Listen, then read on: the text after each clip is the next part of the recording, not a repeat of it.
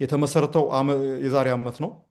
የተመሰረተበት ዋና ዓላማም የአማራ ህዝብ የህልውና ትግልን በተለይ ከውጭ ከዲያስፖራ የሚመጥነውን ድጋፍ አላገኘም፣ በቂ ድጋፍ አላገኘም እና ይሄ ድጋፍ ለማስተባበር ይህን ድጋፍ በብቃት እንዲሰራ ለማድረግ ነው ትብብሩ የአማራ ዓለም አቀፍ ትብብር የተመሰረተው እና ይህንን የፋኖ አንድነትን በከፍተኛ ደስታ እንደተቀበለው በፋኖ ውስጥ ያሉትን ክፍተቶች እንደሚሞላ በተለይ የትግሉን ፍጥነት የድሉን ስኬት በቅርብ እንደሚያደርገው ያምናል። ለዚህም በጽናት ቆመው ይሄ የፋኖ አንድነት እንዲመሰረት በጽናት ቆመው ብዙ መስዋዕትነት የከፈሉ ጥረት ላደረጉ የፋኖ አደረጃጀት መሪዎች በጣም የከበረ ምስጋናውን ያቀርባል። ዝርዝሩ ብዙ ነው። በዋነኝነት ያነሳቸው 5 ነጥቦች አሉ። አንደኛው በዓለም አቀፍ ትብብሩ የአማራ ዓለም አቀፍ ትብብሩ የአማራ ፋኖ ብሔራዊ ንቅናቄን ምስረታ በደስታ እንደሚቀበለው እና ማንኛውንም ድጋፍ ለማድረግ ዝግጁ መሆኑን ይገልጻል። ሁለተኛ ይህ ዓለም አቀፍ ትብብር የተመሰረተበት ዋና ዓላማ ከዲያስፖራ የተመሰረተበት ዓላማ አገር ቤት የሚካሄደው ትግልን ለማገዝ እና በተለይ ከዲያስፖራ የሞራል፣ የማቴሪያል፣ የገንዘብ፣ የዲፕሎማሲ ድጋፍ በጣም በተሳለጠ መልኩ ለማስተባበር ይሄ ነገር እንዲሳካ ለማድረግ ነው እና ይሄ የተፈጠረው የፋኖ አንድነት ትልቅ መልካም አጋጣሚ አድርጎ ይወስደዋል። ለዚህም አስተዋጽኦውን የበለጠ ለማጠናከር ዝግጁነቱን ይገልጻል። ሶስተኛ በአገር ቤት ውስጥ የሚገኙ የፋኖ አደረጃጀት መሪዎች በፈተና ውስጥ ሆነው ይህንን አንድ ወጥ የሆነ አደረጃጀት መፍጠር ከቻሉ ከውጭ ያለነው የዲያስፖራ አደረጃጀቶች በተመቸ ሁኔታ ውስጥ ላይ ያለነው ይሄ ነው የሚባል ልዩነት የአይዲዮሎጂ በለው የሌላም አይነት ልዩነት የሌለብን ሆኖ ሳለ መከፋፈል የለብንም የሚል ትልቅ እምነት አለው። ስለዚህ ሳይውል ሳያድር በዲያስፖራ ውስጥ አንድ ወጥ የሆነ ዓለም አቀፍ አስተባባሪ አካል እንዲፈጠር ጥሪ ያደርጋል። ለዚህም የበኩሉ አስተዋጽኦ ለማድረግ ዝግጁነቱን ይገልጻል።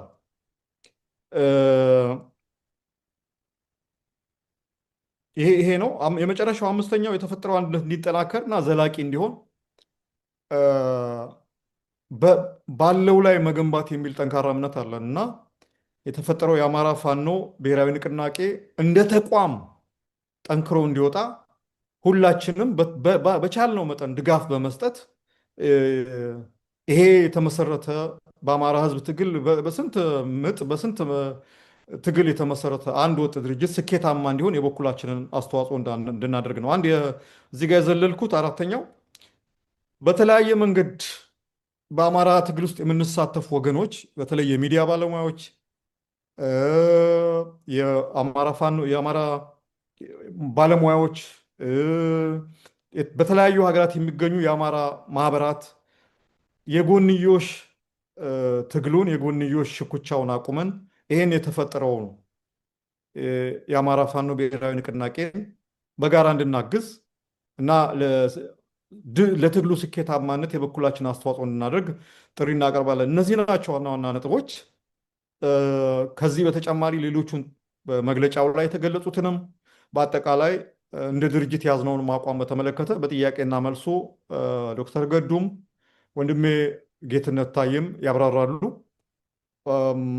ወደ ጥያቄና መልሱ ከመሄድ በፊት ምናልባት በዚህ ላይ የሚጨመር ነገር ካለ ከዶክተር ገዱ በ2 ደቂቃ በ3 ደቂቃ የምታብራራው ነገር ካለ ድሉ እንሰጣለን። የለኝም። ኦኬ ጌትነት። እኔ አንድ 2 ደቂቃ የተወሰነ ነገር ለመጨመር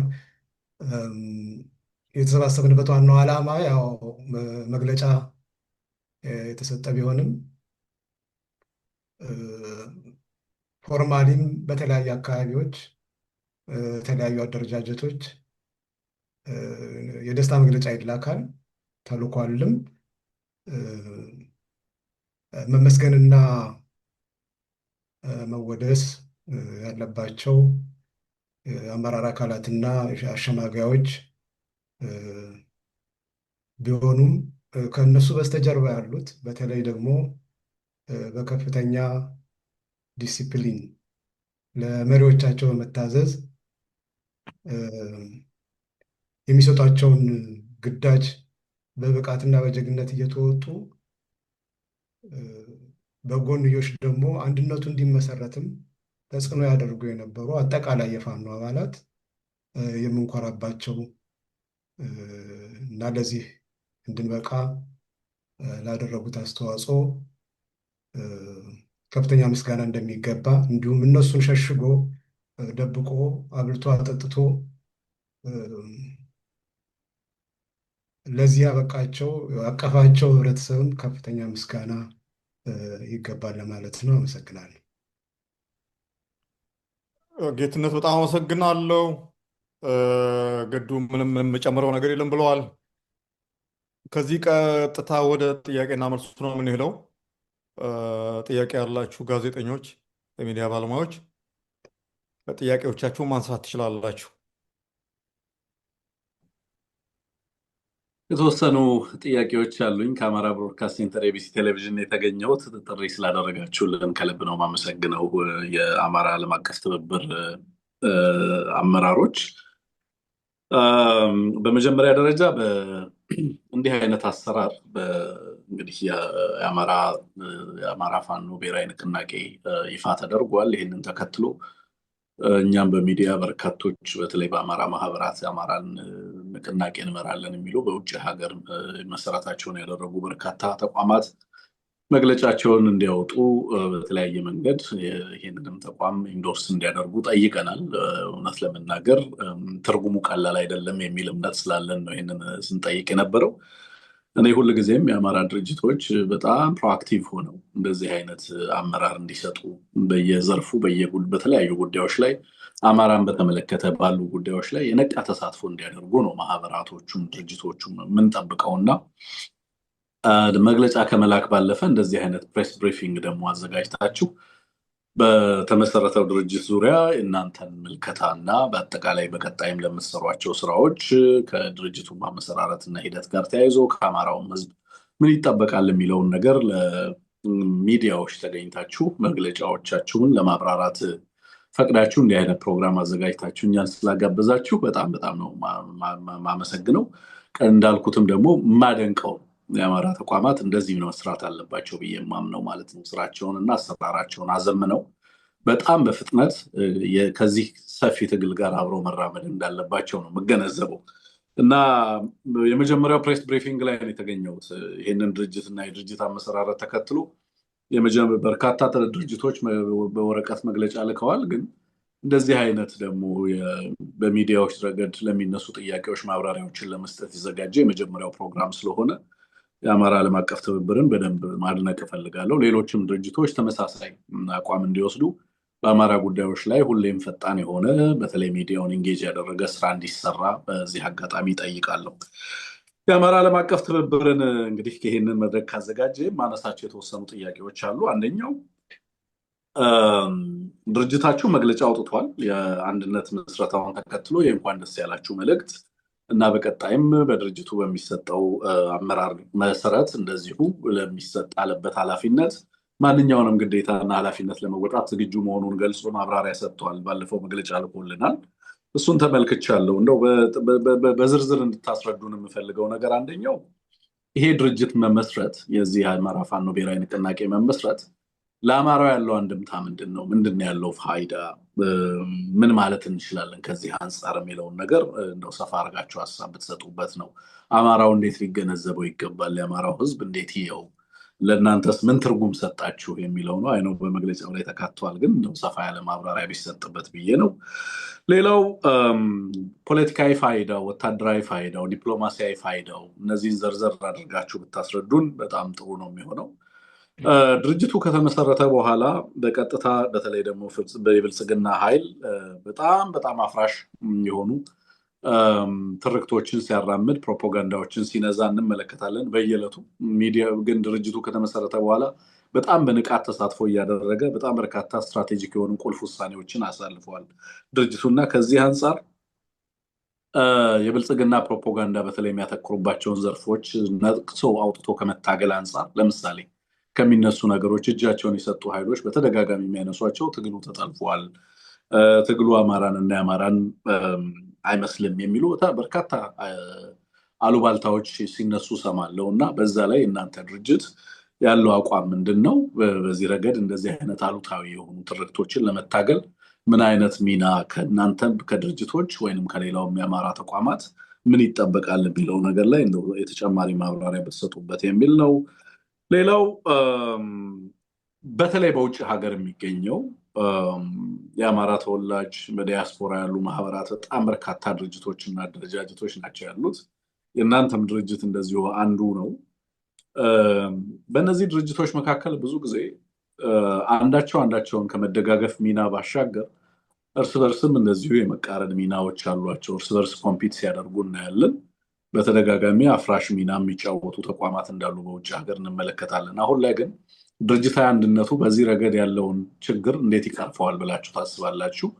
በቀጣይስ በዲያስፖራ ያሉ ማህበራትና ተቋማት ምን አይነት ስራዎችን ቢሰሩ፣ ምን አይነት ርብርብ ቢያደርጉ በዲያስፖራ ያለውን አደረጃጀት ወጥነት ባለው መንገድ በተለይ ከድርጅቱ እና ከድርጅቱ መመስረት ጋር ተያይዞ የሚመጡ የሀሳብና የተግባር አንድነቶች አሉ።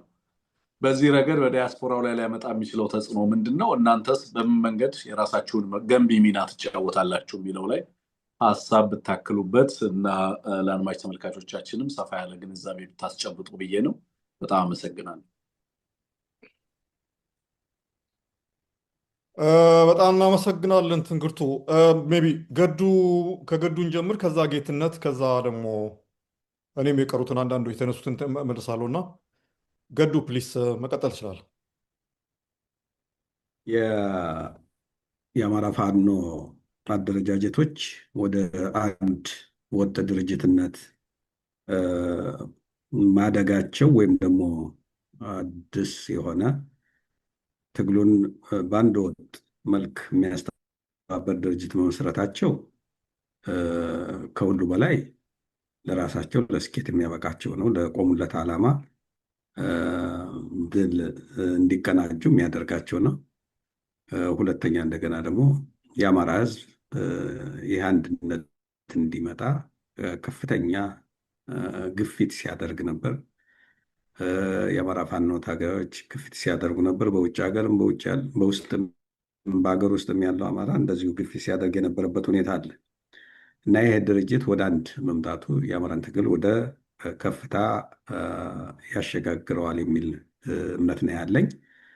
በዚህ አጋጣሚ ለፋኖ አመራሮች፣ አባላት፣ ደጋፊዎች እና ከዚህ ከአማራ ትግል ተስፋ የሚጠብቁ ውጤት የሚጠብቁ ወገኖቻችንም በሙሉ እንኳን ደስ አላችሁ ማለት እፈልጋለሁ እና ፋይዳው ትልቅ ነው። በፋይዳው ላይ ሌሎች ጓደኞች ዝርዝር ያለ ነገር ሊናገሩ ይችላሉ። በሌላ መልኩ ማንሳት የምፈልገው አቶ ትንግርቱ ካነሳው አኳያ የአማራ ፋኖን በተለያየ መንገድ የሚከሱ በተለይ ብልጽግና እንደሚከሰው በተመሳሳይ የብልጽግናን ክስ ሰሞኑን ወደ ብልጽግና የሄዱ ታጋዮች የነበሩም እንደሚያነሱ እኔም እሰማለሁ። በመጀመሪያ ደረጃ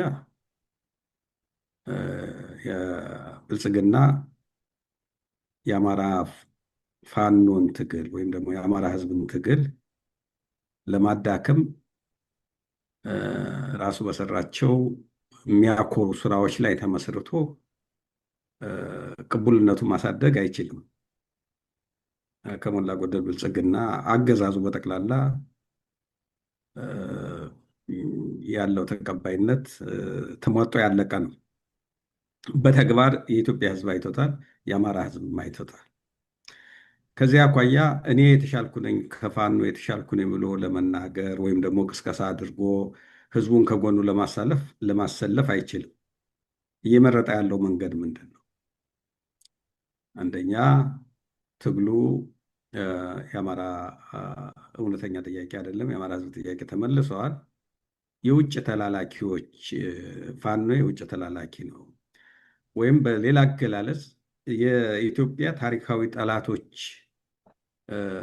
ተልዕኮ አስፈጻሚ ሆኖ ነው ፋኖ የተሰለፈው የሚል ክስም ሲቀርብ እሰማለሁ። በመጀመሪያ ደረጃ የፋኖ እንቅስቃሴ የተፈጠረው በብልጽግና የግፍ አገዛዝ በአማራ ሕዝብ ላይ ለከት የለሽ በደል በመፈጸሙ ምክንያት ሕዝብ በቁጣ ባደረገው እንቅስቃሴ የተፈጠረ የትግል እንቅስቃሴ ነው። ከዚያ አኳያ ሕዝብ የወለደው ነው ማለት ነው። የሕዝብ እንቅስቃሴ የወለደው ነው። በውጭ ተላላኪነት ሊከሰስ የሚችልበት ምንም አይነት ምክንያት የለም። በሁለተኛ ደረጃ እንደገና ደግሞ ብልጽግና እነዚህ የውጭ ታሪካዊ ጠላቶች የሚላቸው የሚያነሳቸው ሀገሮች አሉ፣ ድርጅቶች አሉ። በምን የሞራል ስታንዳርድ ነው ብልጽግና የአማራ ፋኖን ተላላኪ ብሎ ሊፈርጀው የታሪካዊ ጠላቶች ተላላኪ ብሎ ሊፈርጀው የሚችልበት የሞራል ብቃት የሞራል ሁኔታ ሊኖር አይችልም። ምክንያቱም በመጀመሪያ ደረጃ እነዚህ የኢትዮጵያ ታሪካዊ ጠላቶች የሚላቸውን ወዳጅ ለማድረግ እንደ ብልጽግና የተጎናበሰ ኃይል የለም። ብልጽግና እነዚህ ሀገሮች የኢትዮጵያ ታሪካዊ ጠላቶች ናቸው እያለ አሁን ከሚገልጻቸው ኃይሎች ጋር ለመወዳጀት ሌት ተቀን ሰርተዋል። ወዳጅነቱ ያው ወዳጅ አይበረክትለትም፣ ወዳጅ መሆን አልቻለም። አሁናዊ ሌላ ስም ይሰጠው፣ በተለይ በትግራይና በአማራ መካከል ዘላለማዊ ጠላትነት እንዲኖር ይፈልጋል። ይሄ ዘላለማዊ ጠላትነት ፍላጎቱ እንዲሁ ዝም ብሎ የመነጨ አይደለም።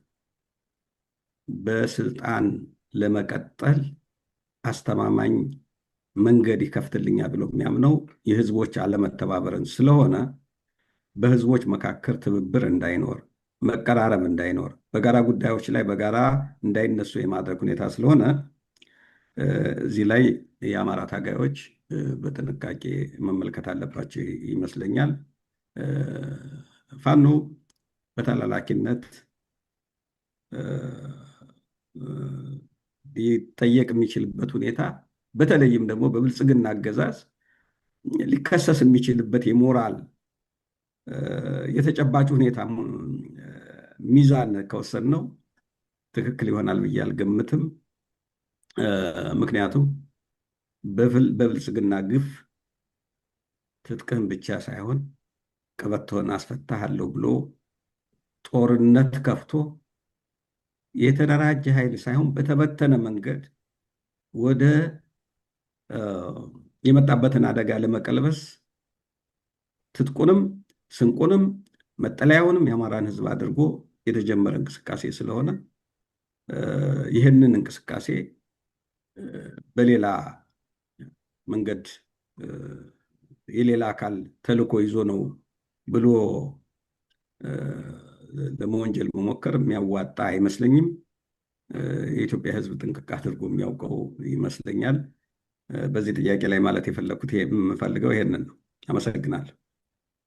አመሰግናለሁ ዶክተር ገዱ አመሰግናለሁ። ጌትነት፣ ፋይዳን በተመለከተ የተነሳ ጥያቄ አለ። ምናልባት እሱ ላይ ብታብራራው። አሁን የተፈጠረው የአማራ ፋኖ ብሔራዊ ንቅናቄ በአጠቃላይ ለአማራ ትግል ላለው ሁኔታ ፋይዳው ምንድነው? ያለው ፋይዳ? እሺ፣ አመሰግናለሁ። ያው የፋኖች ወደ አንድነት መምጣት እጅግ በርካታ ፋይዳዎች አሉት። አንድምታውን ብዙ ነው። ሁሉን ዘርዝሮ ለመጨረስ በዚህ መድረክ አዳጋች ነው የሚሆነው። ግን ዋና ዋና የሚባሉትን ነገሮች ለመጥቀስ እሞክራለሁ። በእኔ እይታ በተለይ የተለየ ግምት የምሰጠው በአማራ ደረጃ ብቻ ሳይሆን በኢትዮጵያ ደረጃ የተለየ የፖለቲካ ባህል እንዲፈጠር አስችሏል። ጠንካራ በሆነ ጎኑ ማለት ነው። በኢትዮጵያ የፖለቲካ ባህል አደረጃጀት በሌሎችም ሀገሮች ቢሆን ብዙ አደረጃጀቶች ቢኖሩም ሁለት የታወቁ አይነት አደረጃጀቶች አሉ። ከላይ ወደ ታችና ከታች ወደ ላይ ቶፕ ቱ ቦተም ቦተም ቱ ቶፕ የሚሉት አይነት ነገር ነው እና እኛ ሀገር ውስጥ የነበረው የፖለቲካ ባህል በአብዛኛው ታዋቂ የሚባሉ ሰዎች ይሰባሰባሉ። እውቀት ወይም ችሎታ አላቸው የሚባሉ ጥቂት ሰዎች ይሰባሰባሉ። ከላይ ይመሰረታሉ፣ ይመራረጣሉ። ከዛ በኋላ የተወሰነ ትንሽ ለመውረድ ይሞከራል፣ ግን ስራ አይኖረውም፣ መሰረት አይኖረውም። ብዙ ብዙ መስዋዕትነት የተከፈልባቸው ትግሎች እየተጨናገፉ እንደውም ተስፋ አስቆራጭ በሆነ መልኩ ያው የኢትዮጵያ ሕዝብ ጠንካራ ስለሆነ ነው እንጂ እንደገና ለመነሳት እስከሚያዳግድ ድረስ ከላይ እየተቆረጡ ይቀራሉ። ይሄኛው ግን አንደኛ አማራዊ ባህሉን ተጠቅሞ በዘመናዊ አደረጃጀትም ቢሆን የሚደገፍ ነው። ከታች ወደ ላይ እያንዳንዱ ከላይ ወደ ታች አደረጃጀት ወይም ከታች ወደ ላይ ያለ አደረጃጀት የየራሱ ጠቃሚና ጎጂ ጎን ቢኖረውም የአማራን ባህል መሰረት አድርጎ ከላይ ወደ ታች ከጎበዝ አለቃ ጀምሮ በደረጃ እያደገ በሰው ኃይል ብዛት በመሳሪያ ከወንድሞቻችን እንደገለጹት ከጥቂት መሳሪያ ዛሬ የደረሰበትን ደረጃ እናያለን። ከቀበሌ፣ ከወረዳ፣ ከአውራጃ አልፎ በክፍለ ሀገር ደረጃ ክፍለ ጦሮችና እዞችን መስርቶ በስፋት ሲንቀሳቀስ ቆይቷል እና አንዱ ትልቁ ነገር በደረጃ የመውጣቱ ነው። ከትንሽ ከፍ እያለ በደረጃ የወጣ ነገር ሲወርድም ቢወርድ እንኳ በደረጃ ነው የሚወርደው። እንዲህ ድንገት ተስፈንጥሮ የወጣ ነገር ሁሉ ሲወድቅም መፈጥፈጥ ነው እና በዚህ ደረጃ ያሉባቸውን ችግሮች በሙሉ ያለፉባቸውን እሳቶች በሙሉ እናውቃለን። ከውስጥም ከውጭም ከጠላትም ኢቭን ከወገንም ተስፋ አስቆራጭ የሆኑ ብዙ ጉዳዮችን አልፈው በእንደዚህ አይነት አደረጃጀት መምጣታቸው አንድ የፖለቲካ ባህል ሆኖ ከሁሉ በጣም የሚያስገርመው በእኛ ሀገርም ይሁን በብዙ ሀገሮች ውስጥ በእንደዚህ አይነት አደረጃጀቶች ውስጥ በጣም ከፍተኛ የሆነ መበላላት አለ፣ መገዳደል አለ። የምናውቀው ነው። በሀገራችን ያለው ወንድ ወንድሙን በተኛበት ጨፍጭፎ በቡድን ተቧድኖ ብዙ ዘግናኝ የሆኑ ነገሮች ሲደረጉ አይተናል። በዛ መልክ አይደለም አሁን የወጡት ቻሌንጆች ነበሩ። እነዛን ቻሌንጆች በፖለቲካ የዋህነት ዝም ብለውም ሳይሰጡ የነበረባቸውን ስህተቶችም ደግሞ ካለባቸው ግፊትም አንጻር ተቀብለው ይህንን አቻችለው አንተ ትብስ አንቺ ትብስ ተባብሎ አንተ ቅደም እኔ ልቀር አይነት አካሄድ ሆኖ አንድ ወጥ ድርጅት ወይም አንድ ወጥ ፓርቲ ውስጥ ወይም አንድ አካባቢ የሆነ ነገርን እንኳ ማስተካከል በሚከብድበት ሁኔታ እነሱ ከተለያየ አካባቢ በአማራዊ ስነ ልቦና በመቻቻል ያን ምንም ደም መፋሰስ እዚህ ደረጃ መድረሳቸው እና አንድ ትልቅ ድርጅት ማዋለዳቸው ለእኛ ብቻ ሳይሆን በኢትዮጵያ አጠቃላይ አዲስ ባህል ነው ብዬ ነው የምገምተው። ይህ አይነት ባህል ነው መጎልበት ያለበት። በፖለቲካዊ ዋህነት ሳይበሉ ዝም ብሎ አሳልፎ ሳይሰጡም በጥንካሬም ከልክ ያለፈ እኔ ብቻ ነኝ የሚል ነገርም ሳይኖር ይህንን አቻችለው እንዲህ አይነት ደረጃ መድረሳቸው ተስፋ እንዲጣልባቸው ሌሎችም አማራው ብቻ ሳይሆን ሌሎችም በእነሱ ላይ ተስፋ እንዲጥሉና ተነሳሽነት እንዲጨምር ያደርጋል። አንድ ትልቁ እንደምታ ይሄ ነው። የስነ ልቦና የበላይነት እንዲኖረንም ያደርጋል። አንድ ሊሆኑ አይችሉም ያልተባለ ነገር የለም። ያልተዘራ ፕሮፓጋንዳ የለም። ያን ሁሉ በጣጥሶ ችሎ ሆኖ መገኘት በጣም ትልቅ ትርጉም አለው። ከፍተኛ የስነ ልቦና የበላይነት ነው ያገኙት። እንደምናውቀው በሌላው በጠላት በኩል ደግሞ የስነ ልቦና ስብራት ይደርሳል። ስነ ልቦና በፖለቲካም ሆነ በወታደራዊ ጉዳይ ውስጥ ያለውን ከፍተኛ ሚና ሁላችንም የምናውቀው ነው።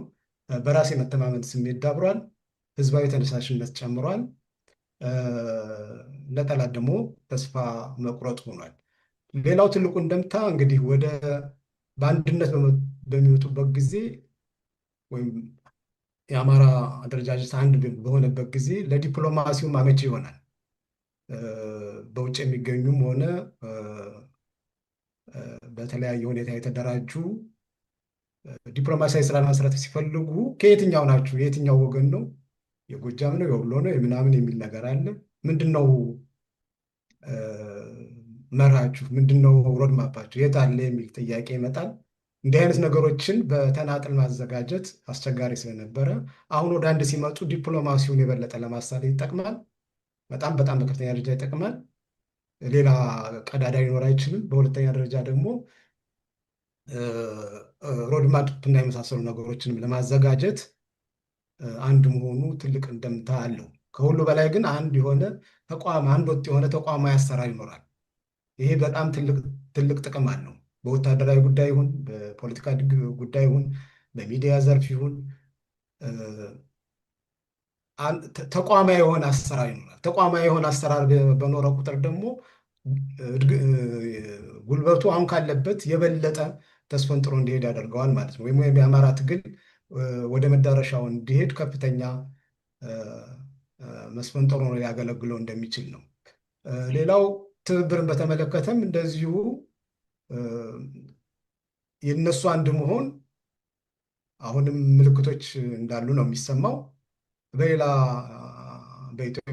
የሌላ ብሔር ብሔረሰቦች በአጋርነት በትብብር ለመስራት አመቺ ይሆናል ማለት ነው እና እንደነዚህ አይነት ጠቃሚ ነገሮች ወይም ፋይዳዎች አሉት። እንዳልኩት ቅድም በጣም በርካታ ናቸው፣ ግን በዚህ አጭር ጊዜ ውስጥ ሁሉን ነገር ዘርዝሮ ማጨረስ ስለማይቻል ይሄን ካልኩ ይበቃል ብዬ ገምታለሁ። አመሰግናለሁ። በጣም አመሰግናለሁ ጌትነት። ሌላ ሶስተኛ የቀረ ጥያቄ አለ። ይሄ አሁን የተፈጠረው የፋኖ አንድነት በዲያስፖራ አደረጃጀቶች ላይ በአጠቃላይ በዲያስፖራው ድጋፍ ላይ ያለው አንድምታ ያለው የሚፈጥረው ተጽዕኖ ምን የሚያመጣው ለውጥ አለ የሚል ጥያቄ ቀርቧል። ያን ከመመለሴ በፊት አንድ ነገር ማንሳት ፈልጌ ነበረ። ይሄ ፕሬስ ኮንፈረንስ እንዲያውም ለምን አስፈለገ? ብዙ ድርጅቶች በጽሁፍ መግለጫቸው የድጋፍ መግለጫቸውን ኢንዶርስመንታቸውን ገልጸዋል። እናንተ ለምን ይህም ፕሬስ ኮንፈረንስ ለምን አዘጋጃችሁ የሚል ጥያቄ በአንድ ሰው በግል ስላቀረበልኝ ነው። በዋነኝነት የኛ ይህም ፕሬስ ኮንፈረንስ ያዘጋጀንበት ዋነኛ ምክንያት የተፈጠረው ነገር ትልቅ ነገር ነው። እንዲህ ዝም ብሎ የሚታለፍ በመግለጫ በሆነ ደብዳቤ በምን የሚታለፍ አይደለም። መልካም በጣም ትልቅ ኦፖርቹኒቲ ነው። በአማራ ህልውና ትግል ውስጥ ትልቅ የጎደለ ብዙ ጊዜ ላለፈው 30 ወራት 2 ዓመት ለሚጠጋ ጊዜ እንደ ትልቅ ጉድለት ሲታይ የነበረ ትግሉ ወደፊት ፈቅ እንዳይል አንቆ የያዘ የነበረ ችግር የነበረው የአንድ ድርጅት ወጥ የሆነ ድርጅት አለመኖር ነው። ይሄ ድርጅት ሲፈጠር እንደው እንደ አንድ ዝም ብሎ እንዳላፊ ነገር ዝም ብለን በአንድ መግለጫ እንኳን ደስ ያላችሁ ተቀብለናል ብቻ ብለን ማለፍ የለብንም። የተገኘውን ይሄ የዚህ ድርጅት መፈጠር የሚፈጥረውን እንትን ኦፖርቹኒቲ ወይም ደግሞ እድል ማጉላት አለብን። የበለጠ ሌሎችም በአማራ እንቅስቃሴ ትግል ውስጥ ያሉ እንትኖችም እንዲነቁ ለማድረግ ነው ይሄንን ጋዜጣዊ መግለጫ አዘጋጀ ነው። ዝም ብለን ማለፍ እንችላለን። የአማራ ዓለም አቀፍ ትብብር አንድ ልዩ የሚያደርገው ነገር ዝም ብሎ ዳያስፖራ ቤዝድ ብቻ ኦርጋናይዜሽን ድርጅት አይደለም። በነገራችን ላይ የፖለቲካ ድርጅት ነኝ ብሎ ነው የሚያስበው። እዚህ ዳያስፖራ ውስጥ የፖለቲካ ስራ መሰራት አለበት። የአማራ ትግልን ለማገዝ ነው። መሬት ላይ ያለውን ለመተካት አይደለም። በነገራችን ለመተካት ሳይሆን የአማራ ትግልን ለማገዝ እዚህ ዳያስፖራ ውስጥ ብዙ መሰራት ያለባቸው የፖለቲካ ስራዎች አሉ። ከነሱ ውስጥ አንዱ ደግሞ ይሄ በአገር ቤት መሬት ላይ የሚፈጠር የፖለቲካ ለውጥ ሲኖር ያንን ማበረታታት ኢንካሬጅ ማድረግ ያስፈልጋል። ያ በነገራችን ላይ የትግሉ ባለቤት እንደመሆናችንም ደግሞ ያገባናል በሚል መንፈስ እንዲህ አይነት ነገር የተፈጠረው ነገር የሚያበረታታ ነው። ይሄንን ጨምሩበት። ይሄንን አከሉበት፣ ይሄንን አስተካክሉበት፣ ይሄንን የበለጠ አጠናክሩ የሚል ምንድን ነው የሚባለው ፕሪስክሪፕሽን እንትንም ለመስጠት አይደለም፣ ግን ሀሳብ ለማቅረብ ነው። እና ይሄ ፕሬስ ኮንፈረንሱን እንትን ለማድረግ ነው አንደኛው ዓላማው። ዋነኛው ዓላማው እኛ እንደ ማንኛውም እንትን መግለጫ አውጥተን እንኳን ደስ ያላችሁ የኢትዮጵያ ሕዝብ እንኳን ደስ ያለ፣ የአማራ ሕዝብ እንኳን ደስ ያለ፣ አማራ ፋኖ አንድ ሆኗል የሚል እንትን ግን እድሉን መጠቀም አለብን። እድሉን ተጠቅመን ይሄንን አንድነት ለፈጠሩ ኃይሎች ምስጋና በማቅረብ የጀመሩትን ተቋም የመፍጠር ጥረት የበለጠ እንዲያጠናክሩት፣ ሁለተኛ እዚህ ዲያስፖራ ውስጥ ያሉ ደግሞ አደረጃጀቶች፣ የሚዲያ አካላት፣ ሌሎችም ይሄ መልካም አጋጣሚ የበለጠ ማጎልበት የሚቻልባቸው ብዙ ድሎች ስላሉ አብረን እንስራ የሚል ጥሪ ለማቅረብ ነውና ይሄንን ለማንሳት ፈልጌ ነው። ፕሬስ ኮንፈረንሱን በተመለከተ የአማራ ፋኖ ብሔራዊ ንቅናቄ መፈጠር ጌትነትም ቅድም አብራርቶታል፣ ገዱም በሆነ መንገድ ገልጾታል። በዚህ በትግሉ ውስጥ ትልቅ እንትን ነው፣ ትልቅ መርታ ነው። በተለይ ደግሞ እዚህ ውጭ ላለው አደረጃጀት አሁን በመቶ ምናምኖች አንድ ጊዜ እንትን ለማድረግ ሞክረን ነበር። ዲያግኖሲስ ጥናት ለመስራት ሞክረን ነበረ።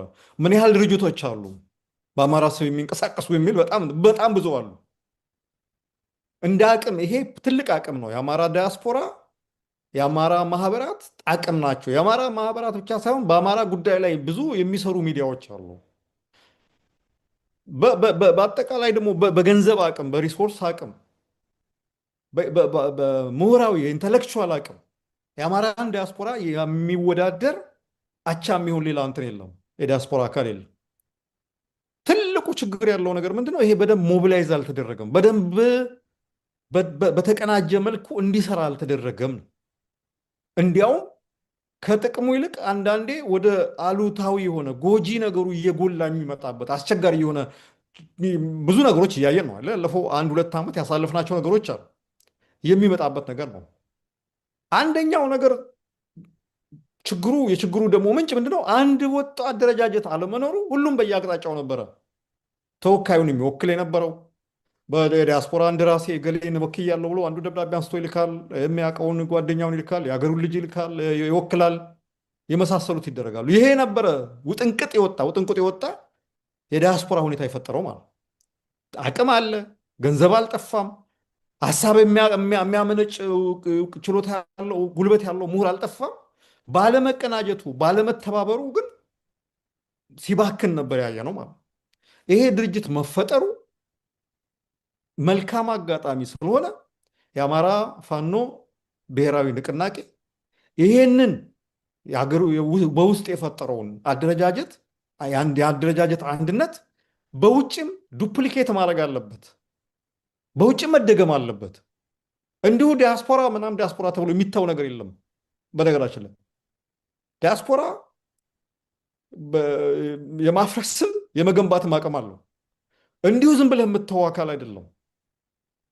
ስለዚህ በተቻለ መጠን ይሄን ችላ እንዳይባል እኛ አሁን ትልቁ እንትናችን እዚህ መግለጫውም ላይ የጽሁፍ መግለጫውም ላይ የገለጸው ነገር እሱን ነው። በዲያስፖራ ውስጥ ያሉ ደግሞ ክፍተቶች አሉ። አሁን አገር ቤት ያለውን በዚህ መንገድ ፈታችሁታል።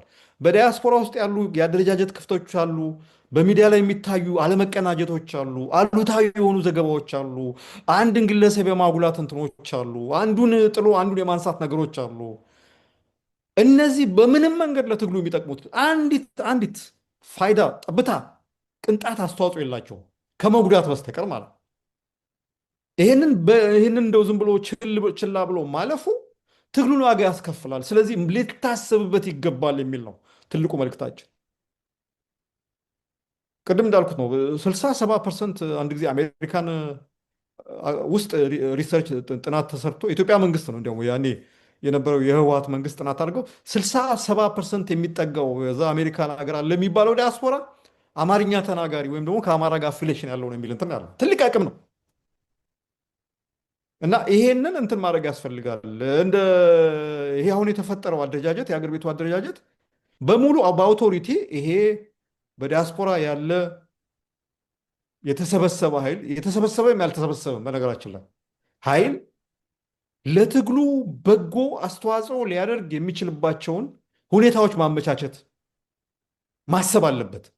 በነገራችን ላይ እዚህ አጋጣሚ ልገልጸው የምፈልገው የእኛ ድርጅት የአማራ ዓለም አቀፍ ትብብር መግለጫ ከማውጣትም በተጨማሪ በቀጥታ አሁን ለተፈጠረው ድርጅት አድሬስ የሚያደርግ ደብዳቤ ልከናል።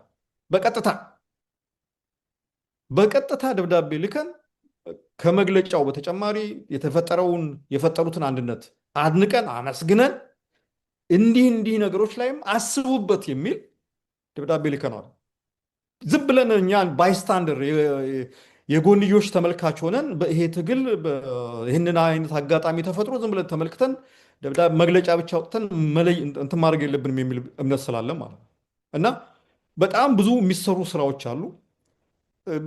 በነገራችን ላይ ድሉም የሚወሰነው የትግሉም ውጤት የሚወሰነው እዛ መሬት ላይ በሚካሄደው ትግል ብቻ አይደለም። እዚህ ዲያስፖራ የሚደረገው የዲፕሎማሲ ትግል አስተዋጽኦ አለ።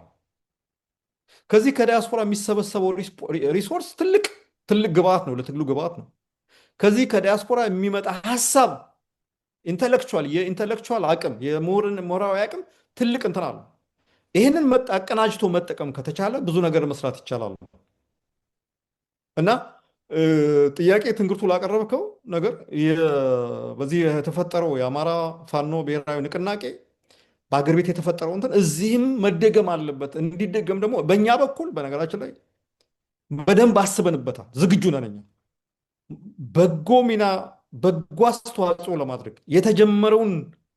የተፈጠረውን አንድነት የበለጠ የሚያጎልበት በዲያስፖራም እንዲደገምና የአማራ ህልውና ትግል የበለጠ ስኬታማ እንዲሆን የሚያደርግ ስራ የሚያሰራበት እንትኖችን እያሰብን ነው፣ እየሰራንበት ነው። በቅርቡ ምናልባት በሆነ መንገድ የምንገልጸው ነገር ይኖራል እና ይሄ ነው። ሌሎችም የዲያስፖራ አደረጃጀቶች ይሄ የጎንዮሽ ሽኮቻውን ይሄ ያላለፈው 1-2 ዓመት ያለፍንበትን ነገር እንደው ጣጥለው እንደው ሌላውን ተውት። ይሄ ትግል ከተጀመረ ጊዜ ጀምሮ ስንት ዋጋ ነው የተከፈለው? የአማራ ህዝብ ስንት ዋጋ ነው የከፈለው? በድሮን የሚደበደበው ታስታውሳላችኋል? ሰሜን ሸዋ ላይ ክርስትና ሲመለሱ እንትን የተባለው መራዊ ከተማ ላይ የመንግስት ሰራዊት ራንደምሊ እኮ ተሸንፎ ሲወጣ ራንደምሊ ሰውን የጨፈጨፈውን ታስታውሳላችሁ? ደቡብ ጎንደር ላይ ማን የምትባል ከተማ ላይ የተፈጸመው እንትን፣ ሰሜን ወሎ እንደዚህ ስንት ዋጋ ነው እየተከፈለ ያለው? እና ይሄ ሁላ ዋጋ እየተከፈለ ይሄ ሁላ መስዋዕትነት እየተከፈለ እና በዚህ በእንጭፍጫፊ ነገሮች ላይ ጊዜያችንን ማጥፋት አቁመን እዛ ዋጋ እየከፈሉ ያሉትን ወገኖቻችን አስበን ገንቢ አስተዋጽኦ ይሄ ትግል ስኬታማ እንዲሆን የሚያስችል አስተዋጽኦ እንድናደርግ ነው እንትን የምንለው እና እንደገለጽኩት እኛ አስበንበት ነው። ይህም ጋዜጣዊ መግለጫም ስንሰጥ ዝም ብለን ማለፍ እንችላለን፣ ግን አስበንበት መደረግ ያለበትን ነገር ሀሳብ አለን፣ ሀሳብ እያቀረብን ነው እና ይሄ ነው ጥያቄን ከመለስኩ። ምናልባት ሌሎች ጓደኞቼ በዚህ መሀል የሚነሳ ነገር ካለ ለጌትነት እሰጣለሁ። ምናልባት ዲያስፖራውን በተመለከተ ፋኖ አመራሮች ሊያስቡበት የሚገባ እንግዲህ የዲያስፖራ ኮሚኒቲ ሰርቶ አዳሪ እንደ ልቡም ተናጋሪ ጭምር ነው። በቁጥሩም ብዙ ነው። ብዙ ነገር አቅም መሆን የሚችል ነው። ይህንን በሚያደራጁበት ጊዜ ተጨባጭ አቅምን የታማኝነት ጉዳይ በጣም ከፍተኛ። እኔ እንግዲህ ቅርብ ጊዜ ነው የመጣሁት። አለመተማመን በሰፊ ያለ ስለሆነ ይህንን ግምት ያስገባ አሳታፊ ብዙ አይነት አደረጃጀት አለ። የተወሰነውን ነጥሎ በመውሰድ የሚሳካ ነገር አይመስለኝም እና በደንብ አሳታፊ በሆነ መንገድ ያሉትን ድርጅቶችም፣ ግለሰቦችም፣ ምሁራንን፣ ታዋቂ ሰዎችን አስተባብሮ ማደራጀት የሚፈልግ ይመስለኛል። ልክ አሁን በዚህ በአንድነቱ እንዲመጣ ጥረት ያደረጉት ክሬዲብል የሆኑ ሽማግሌዎች ማለት በእውቀትም በታማኝነትም ለአማራ ሕዝብ ሲል ብዙ መስዋዕትነት የከፈሉትን ሽማግሌዎች አይነት ብዙ አካላት ብዙ ሰዎች ሊኖሩ ስለሚችሉ እነዛን ግምት አስገብቶ ማደራጀት በተለይ አሳታፊ አድርጎ እንደው ዝም ብሎ ድረስ መሆን የለበትም፣ በጥንቃቄ መታየት አለበት የሚል ሀሳብ ነው ያለኝ። ይችን ለመጨመር ነው። አመሰግናለሁ ዶክተር ገዱ። ጌትነት የምትለው ነገር አለ? አዎ በዚህ ጉዳይ ላይ በጣም አስፈላጊ የሆኑ ነገሮች አሉ። እንደምናውቀው የዲያስፖራው አቅም አንተም ጠቅሰኸዋል፣ በጣም በጣም ከፍተኛ ነው። በሙያ ደረጃ ከወሰድነው መቼም የማይጠቀስ የሙያ አይነት የለም። በሳይንቲስት ደረጃ በፒኤችዲ ደረጃ በሁሉም አይነት መስኮች በቴክኒኩ ይሁን በማህበራዊ ጉዳይ ይሁን በፖለቲካ ይሁን በጣም በጣም በጣም በርካታ የሆነ ምሁራኖች አሉ። እንደገና ውጭ ያለው ህብረተሰብ እንደጠቀሳችሁት የገንዘብ አቅምን በተመለከተ ቢያንስ ቡና ሻውን እንኳ ቢተው ምን ያህል ድጋፍ ሊያደርግ እንደሚችል ከብዛቱ አንጻር የሚታወቅ ነው። በየትኛውም በተለያዩ መንገዶች ደግሞ ተጽዕኖ ለመፍጠር ከውጭ መንግስታት ጋር ያለው አቅምም ከፍተኛ ነው። ግን ያለውን አቅም ተጠቅመናል ወይ ተብሎ ቢጠየቅ አባይን በጭልፋ ነው። በጣም በጣም በጣም በጣም ትንሽ ነው። ምክንያቶቹ ራሳቸው ቢጠኑ ጥሩ ነው የሚሆኑ። እንደኔ ይኖራሉ የተወሰኑ ምክንያቶች፣ ግን በጠላት ላይ ተመስርቶ እንድንታከምበት ቢሆን ዲያስፖራ ለእኛ ብቻ ሳይሆን በየትኛውም ሀገር ለየትኞቹም ሀገሮች በጣም ከፍተኛ የጀርባ አጥንት ነው። ትልልቅ የሚባሉት ሀገሮች ራሳቸው እንደው ስደተኛ የሚጠሉ ሀገሮች እንኳ በሌላው ዓለም በጣም ከፍተኛ የሆነ የዲያስፖራ ኃይል ነው ያላቸው። ጀርመኖች ከራሳቸው ህዝብ በላይ አይታወቅም። ሀገሪቱ ውስጥ ካለው ህዝብ በላይ ዲያስፖራ አለ። ምን እንደሚሰሩ ይታወቃል። የነ እስራኤል ዲያስፖራም እንደሚሰራ ይታወቃል። እኛ ብንጠቀምበት በጣም በጣም በጣም ከፍተኛ የሆነ ፖቴንሻል ያለው እና ይህንን እንዴት እንጠቀምበት የሚለውን ጥናት ቢደረግበት ጥሩ ነው። በእኛ አደረጃጀት ውስጥ በየሳምንቱ የሚቀርቡ ጥናቶች አሉ። በዛ ላይ ተንተርሶ ውይይት ይደረጋል እና ሌሎች ኢኒሽቲቭን ወስደው ቢጠሩንም እንገኝ እንችላለን። እኛም እናዘጋጅና በከፍተኛ ደረጃ ይህ ጉዳይ ተጠንቶ ጥቅም ላይ ሊውል የሚችልበት መንገድ ቢፈጠር ጥሩ ይመስለኛል። እና አንደኛው እና ዋነኛው ችግር ምናልባት የሚመስለኝ እንደ የምናረጋትን ጥቂት ነገር ስትሆን እሷን አጉልቶ የማሳየቱ ነገር ያለ ይመስለኛል። በዚህ ትግል ውስጥ የአማራን እናት ያህል አስተዋጽኦ ያደረገ ያለ የለም። ጀግና ከመውለዷም በስነ ቃል አስታጥቃ በስነ ምግባር ኩትኩታ ከማሳደጓን በላይ ወደ ጦርነትም ከመላኳን በላይ ይህን ትግል ወገቧን አስራ ምናልባትም በሆዷ ይዛ ወይም በጀርባዋ አዝላ ወይም በሁለቱም ሊሆን ይችላል አብስላ አጎንብሳ እነዚህ ወንድሞቻችን በሰዓት ውስጥ የሚያልፉ ወንድሞቻችንን አናውቀውም፣ እንትን አናደርገውም። ስለማይሸጥ የእሷ ስራ ስለማይሸጥ አንገምተውም እንጂ ጦርነትን በጀግና ውጊያን በጀግና የሁለት ሶስት ቀን ውጊያን ጀግኖች ሊያሸንፉት ይችላል። ጦርነትን ግን ሎጂስቲክስ ነው የሚያሸንፈው። የዛ ሎጂስቲክስ እኮ መሰረት እሷ ነች። እዛ ያለው ህብረተሰብ ባያበላ ባያጠጣቸው፣ አቅፎ ባያደግፋቸው፣ ባያሳድራቸው በእርግጥ የእኛ ኮንትሪቢሽን ምን ያህል ነው? ከዛ አንጻር ስናየው ምናልባት ጎልቶ የሚታይ የሚመስለው ይሄኛው ነው። ያ ግን አይታሰብም። እኛንስ እንደዛ ተጎሳቅለው ግብር ከፍለው አስተምረው ለዚህ ያበቁን ሰዎች ላበቁን ህብረተሰብ የምንሰጠው ነገርስ ምንድን ነው? ራሳችን በጣም መጠየቅ ያለብን ጉዳይ ይመስለኛል። ከኢጓችን ራሳችንን ከልክ በላይ ከፍ ከማድረጋችን ወጥተን አሁን ያልኳቸውን የህብረተሰብ ክፍሎች ተመልክተን ለመርዳት ብንዘጋጅ በጣም ጥሩ ነገር ይመስለኛል። እንዲህ አርጉ እንዲህ አታርጉ የሚል ምክርና ቡጢ ሲሰጡት ቀላል ነው አሉ። እነሱ ላይ ያላልነው ነገር መቼም የለም። እኛስ እስቲ እንግዲህ ወደ አንድነት እንዴት ነው የምንመጣው? እኛን ራሳችንን እንጠይቅና ራሳችንን መርምረን ንስሐ ገብተን ሪሊ ተጸጽተን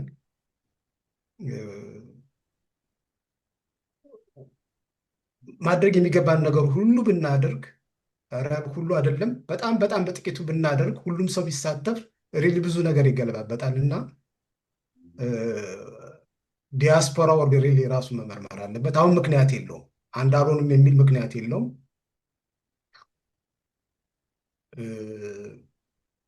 ይሄ ጊዜ እጥረት አለብኝ ወይ የኢኮኖሚ አቅም ይጎለኛል አይልም። ምክንያቱም ካነጻጸር ነው እዛ ካሉት ሰዎች ጋር በሰዓት ውስጥ እያለፉ ካላቸው አቅም ጋር በጣም ምክንያታዊ ስለማይሆን ይህን አስበን ትግሉን ለመደገፍ ብንነሳሳ ጥሩ ይመስለኛል። አመሰግናለሁ። ጌትነት በጣም አመሰግናለሁ። ገዱንም አመሰግናለሁ። መሳይ አልገባም። ኤቢሲ ትንግርቱ ሌላ ጥያቄ የቀረ ጥያቄ ካለ አሁን መድረኩ ክፍት ነው። ወይም ሌላ በጽሁፍ የመጣ ጥያቄ ካለ ሱራፌል ሼል ታደርገን እንችላለን። አይ መስፍኔ ጨርሻለሁ፣ ተመልሶልኛል። ቴንክ ዩ። ኦኬ ኦኬ። እኔ እዚህ ጋር የሚታይ በጽሁፍ የመጣ ጥያቄ አለ። ኦኬ ጥያቄ አለ መስፍን። ያ በጽሁፍ የመጣ ጥያቄ ምንድን ነው? የእናንተ ድርጅት በአሁኑ ሰዓት ምን እያደረገ ነው? እስካሁንስ የሰራቸው ምንድን ናቸው? ለወደፊቱስ ሊሰራው ያሰበው የድርጅቱ ስራ ምንድን ነው የሚለውን እሱን ብትሄዱበት መልካም ነው። ታንክ ዩ። ባልደረቦቼ ጌትነት ትጀምራለህ? ኦኬ። ያው የመጀመሪያው ነገር አደረጃጀት መመስረትና ማስፋፋት ነው። ድርጅቱ በዓለም አቀፍ ደረጃ በብዙ ቦታዎች ቻርተሮች አሉት። የተለያዩ ክፍሎች አሉት። የዲፕሎማሲ ስራ ሊሰሩ የሚችሉ፣ የህዝብ ግንኙነት ስራ ሊሰሩ የሚችሉ፣ የፋይናንስ እና ሎጂስቲክስ እያለ ይቀጥላል። በዛ መልክ የተደራጀ ነው። ከዛ አልፎ ተርፎ ወደ ቀጥታ የዲፕሎማሲ የሌሎች ስራ ለመስራት እስካሁን ድረስ አንዱ አስቸጋሪ ጉዳይ የነበረው የፋኖ ጉዳይ ነው። በተለይ ደግሞ ግልጽ የሆነ ሮድማፕ ማኒፌስቶ ያለመኖሩ ጉዳይ አንዱ መሰረታዊ ነገር ነው ብለን ስለምናምን በሱ ጉዳይ ላይ በየጊዜው እየተገናኘን እየተወያየን ለፋኖች ግብዓት የሚሆን ነገር በማዘጋጀት ወደ ማጠናቀቁ ላይ ነን ያለ ነው።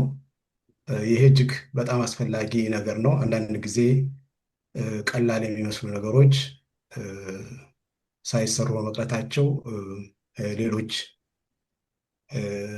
እንቅስቃሴዎች ላይ ከፍተኛ እገዳ ያደርጋሉ። ለምሳሌ ቅድም እንዳልኩት የዲፕሎማሲ ስራ ለመስራት አንዱ ጥያቄ የነበረው ምናልባት ከየትኛው ጋር ናቸው የሚለው ነገር ስለሆነ እሱ ሶልቭ ሆኗል። አሁን ወደ አንድነት መጥተዋል። ሌላው የሚጠየቀው ጥያቄ ምንድን ነው? ሮድማፓችሁ ምንድን ነው? የምትመሩበት መርህ ምንድን ነው? ዋና የመሰረታዊ የመታገያ ዓላማችሁ የሚል ነገር ስለሚኖር ያንን በማዘጋጀት ደረጃ ነው የቆየ ነው። ሌሎችም ይህን ጉዳይ የሚያዘጋጁ ሰዎች ይኖራሉ። በእኛ ብቻ የሚያልቅ ነገር ነው የሚል ነገር ሳይሆን አትሊስት የእኛን የቤት ስራ ሌሎች ከጨረስን በኋላ ሌሎችም የቤት ስራቸውን የጨረሱ ሰዎች ካሉ ይህንኑ ወደ መሬት ልኮ እነሱ የሚያጸድቁበትን ወይም እንደ ሪፈራንሱ መሆናቸው የራሳቸው የጻፉት ይኖራል። በዚህ ጉዳይ ላይ ትንሽ ጫና መፍጠርና እንዲፈጸም ማድረግ ነው። ይህን ስንል በድጋሚ እንደው በግሌ ማሳሰብ የምፈልገው በአብዛኛው ቅድም መስፍኔም ጠቅሶታል፣ ብዙ ነገሮች ላይ እንቅስቃሴ ማድረግ ይኖርብናል። ስናደርግ ግን በድጋፍ ሰጭነት ነው ማንኛውም ነገር። እነዚህን ሁኔታዎች የሚያመቻቹ እንግዲህ አሁን አወቃቀሮች አሉ ይመስለኛል አሉም። እነሱ በሚሰጡት መርህ የመጨረሻ ማጽደቂያ የሚያጸድቁትም ቢሆን እነሱ ናቸው የሚሆኑት። ግን እኛ በቂ ጊዜም እንደተባለው እውቀትም እና አመቺ ሁኔታም ስላለ ማቅረብ የሚገባን መደገፍ የሚገባን ነገሩ ላይ ሁሉ ለመደገፍ ዝግጅት ላይ ነን ያለ ነው ማለት ነው። እና አንዱና ዋነኛው ለምሳሌ በዚህ ጉዳይ ላይ ብዙ እንደሄድን መግለጽ እንፈልጋለን። ይሄ ነው እንግዲህ ቀጣይ ውይይቶች እናደርጋለን። ቅድም ለመጥቀስ ሞክሬያለሁ። ጥናታዊ ጽሁፎች የድርጅቱ አባላት ብቻ ሳይሆኑ የማህበሩ አባላት ብቻ ሳይሆኑ ከውጭ ተጋባዥ እንግዶች እየመጡ ምሁራን በተለያዩ አርዕስተ ጉዳዮች ላይ ውይይቶች ይደረጋሉ። ጥናታዊ ጽሁፎች ቀርበው በዛ በቀረቡ ጥናታዊ ጽሁፎች ላይ ውይይቶች ይደረጋሉ። እጅግ ጠቃሚ የሆኑ ሀሳቦችን ለእኛም ለሀገርም ለሕዝብ የሚጠቅሙ ነገሮች እየተነሱ ናቸው ያሉት።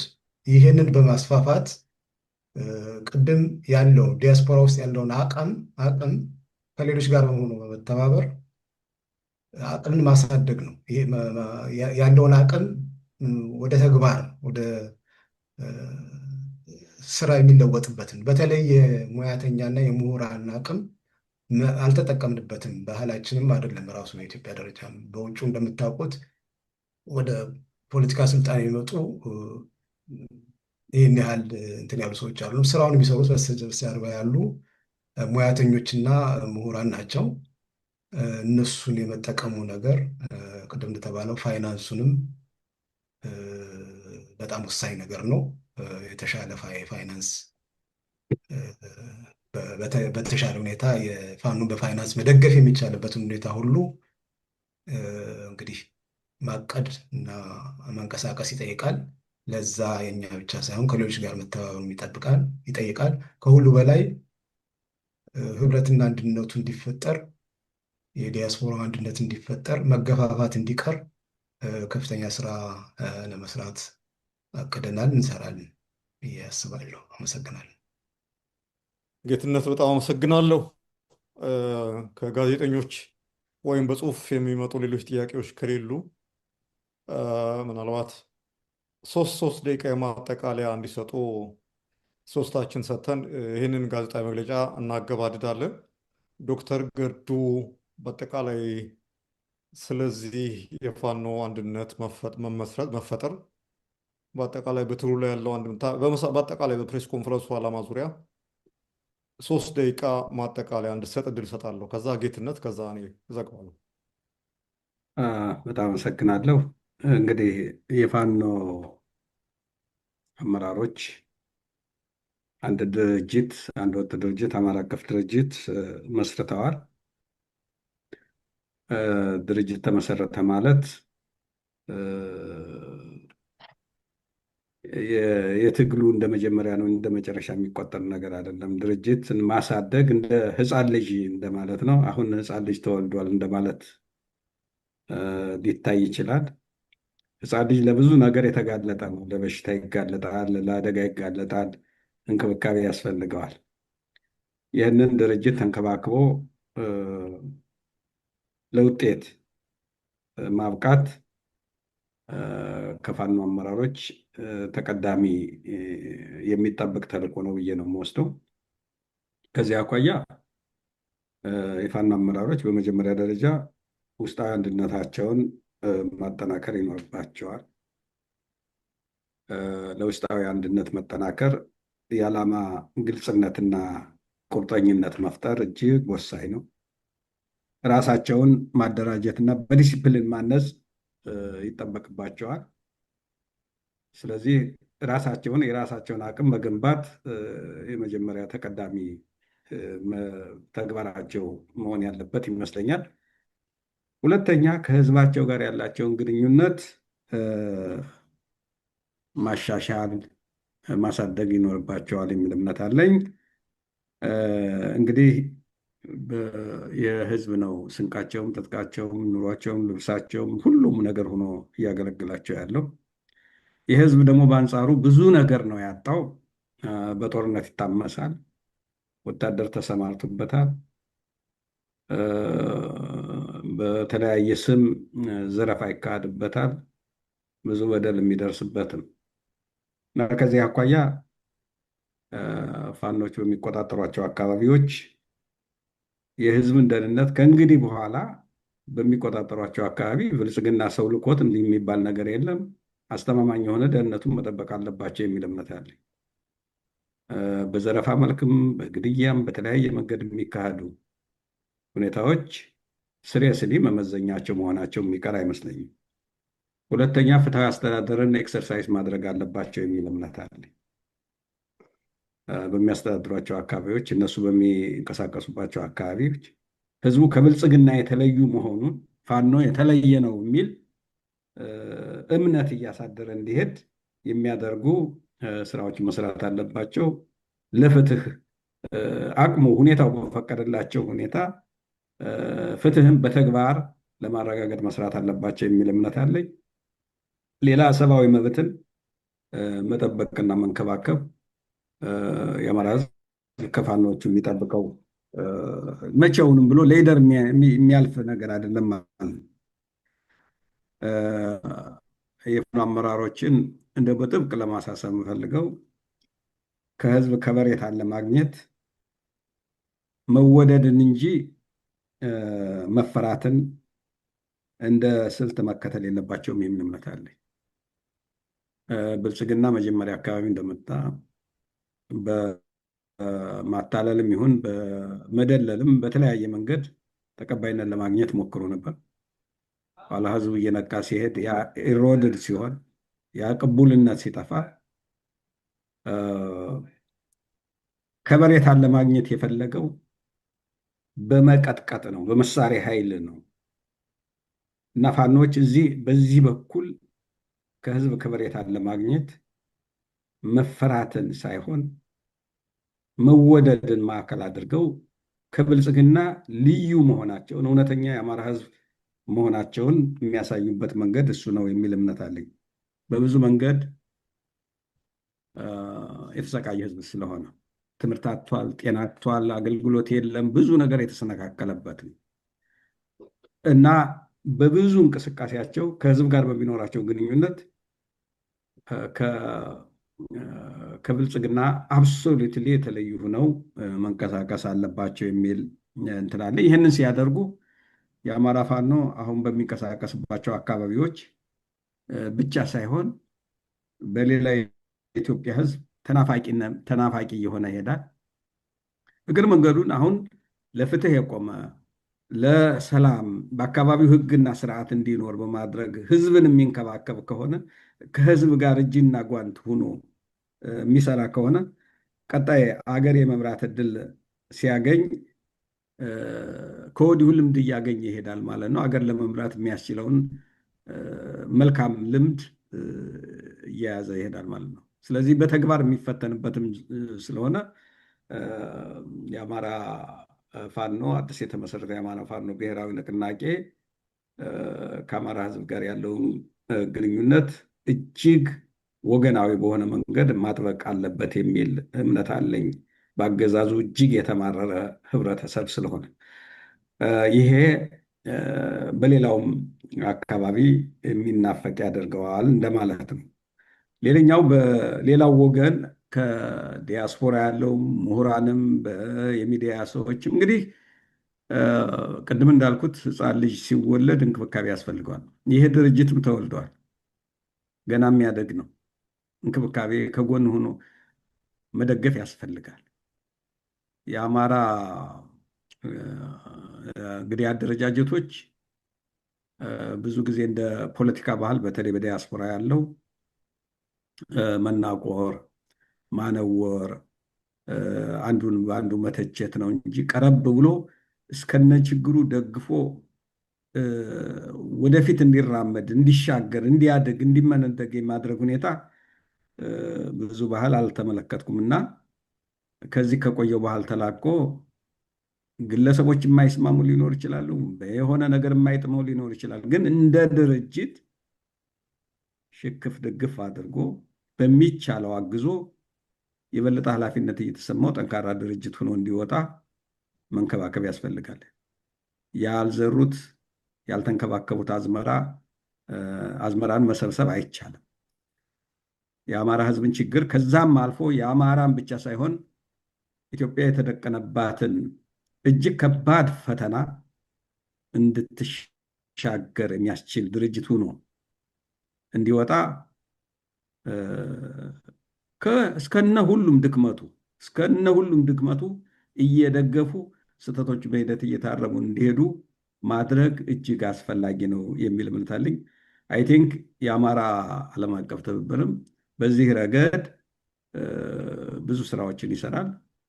በመጀመሪያ ደረጃ የሚጠበቀው እዚህ ዲያስፖራ ያለው ማህበረሰብ ተቻችሎ አሁን እኮ ፋኖዎቹ እጅግ ወጥሯቸው የነበረው ከባቢያዊነት ከአማራ ሕዝብ ህልውና ትግል በላይ ሆኖ ጫፍና ጫፍ እንትን ብለው ብዙ ትግሉን የጎዱበት ሁኔታ ነበረ። ግን አቻችለው በሌሎችም በሽማግሌዎችም ታግዘው አሁን ወደ አንድ ድርጅት መምጣት ይችላል።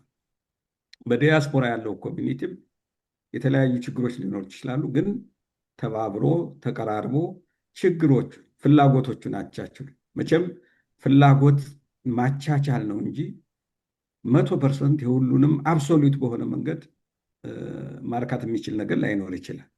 ስለዚህ ፍላጎቶችን በማቻቻል ይህንን የተፈጠረውን የአማራ ድርጅት የታለመለትን በተለይም በአማራ ሕዝብ ዘንድ የተጋረጠውን የህልውና አደጋ ቀልብሶ በኢትዮጵያ ደረጃ ደግሞ ሁሉም ኢትዮጵያውያን ያለ ስጋት የሚኖሩባትን አገር እውን ለማድረግ የሚያደርገው ትግል ዳር እንዲደርስ ከዲያስፖራው ኮሚኒቲ የሚጠበቀውን ድጋፍ ማድረግ ያስፈልጋል የሚል እምነት አለኝ። የአማራ ዲያስፖራ ብቻ ሳይሆን የአማራ ዲያስፖራ አንድ መስራት ያለበት እርስ በርሱ መቀራረብና መደጋገፍ ብቻ ሳይሆን ከሌሎች ኢትዮጵያውያን ጋርም መቀራረብ ያስፈልጋል። መቼም ሄዶ አንድ ሀገር ነው ያለ። የተለያየ ፍላጎቶች ሊኖሩን ይችላሉ። የተለያዩ ፍላጎቶችን ቢኖሩን አሁን ሁሉም ህዝብ የህልውና አደጋ ገጥሞታል። ኢትዮጵያ ውስጥ አሁን በስቃይ ውስጥ የማያልፍ ህዝብ የለም። ተባብሮ አገርንም ለመጠበቅ ይሁን ያ ህዝብ ከመከራ እንዲወጣ ለማድረግ መተባበር ያስፈልጋል የሚል እምነት አለኝ። የአማራ ዓለም አቀፍ ትብብር በዚህ ረገድ ግንባር ቀደም ሚና ለመጫወት ዝግጁ ይሆናል የሚል እምነት አለኝ። ይህን ለማለት ነው። በጣም አመሰግናለሁ። አመሰግናለሁ ዶክተር ገዱ። ጌትነት እኔ በተለይ በዚህ በዲያስፖራ እና በፋኖ ግንኙነት ዙሪያ ላይ አንድ የተወሰኑ ነጥቦች ብናገር ደስ ይለኛል። የተሰበሰብንበትም ዋናው ወይም የጋዜጣዊ መግለጫችን ዋናው ዓላማም ይሄ ይመስለኛል። የመጀመሪያው እርስ በርሳችን ተግባብተንና አንድ ሆነን ትግሉን እንዴት እንደግፋለን የሚል ነገር ነው እና ትግሉን ለመደገፍ ዲያስፖራውና በመሬት ላይ ባሉ ወንድሞቻችን መካከል ወይም በፋኖ መካከል ያለው ኮሚኒኬሽን ግንኙነት የሰመረ እስካልሆነ ጊዜ ድረስ ውጤታማ ሆኖ ስራ መስራት አይቻልም። እሱ ላይ በጣም ትኩረት መስጠት ያስፈልጋል። ዲያስፖራው ሲረዳ በገንዘቡ ይሁን በእውቀቱ ይሁን በሌላ ነገር ሲያግዝ ሲሰጥ የሚሰጥበት መንገድ ምንድን ነው? የሆነ ነገር ሰጥቶ የሆነ ነገር እንዲፈጸምለት የመፈለግ የሆነ ክሬዲት እንዲሰጥ የመፈለግ ነገር ነው ወይስ ቅድም እንደተባባል ነው ያን ሳይማር ያስተማረውን ህብረተሰብ ወይም ደግሞ ታች ያሉ ሰዎችን እየደረሰ ያለውን ስቃይ ግንዛቤ ውስጥ አስገብቶ ማድረግ የሚገባኝን ማድረግ አለብኝ ብሎ ነው ወይ ማድረግ ያለበት? በሱ ደረጃ ነው መሆን ያለበት። አለበለዚያ የሆነ ነገር ሰጥቶ ክሬዲት የሚፈልግ ከሆነ የሆነ ነገር ሰጥቶ ሌላ ነገር መዘወር የሚፈልግ ከሆነ ምንም አይነት እሱ ላይ እንደው መፈወስ አለብን ይመስለኛል። በቃ ከእውነተኛ ከልብ ተነሳሽነት ትግሉን ለመደገፍ አማራውን ብቻ ሳይሆን እኮ ዲያስፖራው ትልቅ ትልቅ ኃላፊነት አለበት። ዲያስፖራውም መሬት ላይ ያሉ ወገኖቻችንም አገሪቷን ኢትዮጵያን ራሱ የወደፊት ተስፋ ናቸው እና በበላይነት ስሜት ባይሆን ጥሩ ነው። ትንሽ ትህትናን ብንለምድ ጥሩ ነው። ኢቨን ኢፍ በእውቀት ወይ በገንዘብ ወይ በመሳሰሉት ነገር ከፍ ያልን እንደሆን የሚሰማን እንኳ ቢሆን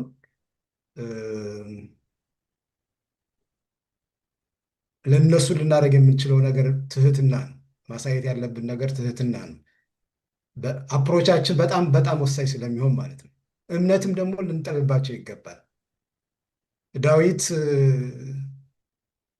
ለሰለሞን ነገሩን ሲያስረክብ ሰለሞን ከዳዊት የበለጠው እውቀት ልምድና እንትን ስለኖረ አይደለም፣ ተተኪ ነው።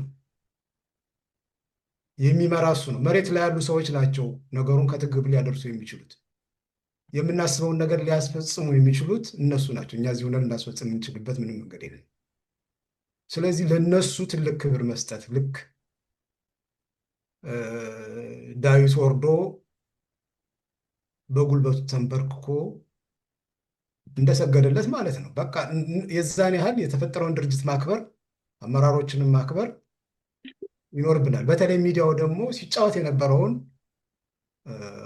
እርግጥ ገንቢ ሚና ብዙ ገንቢ ሚና አለ። የዛን ያህል ደግሞ በሶሻል ሚዲያ አካባቢ ያለ አፍራሽ ሚናዎች አሉ።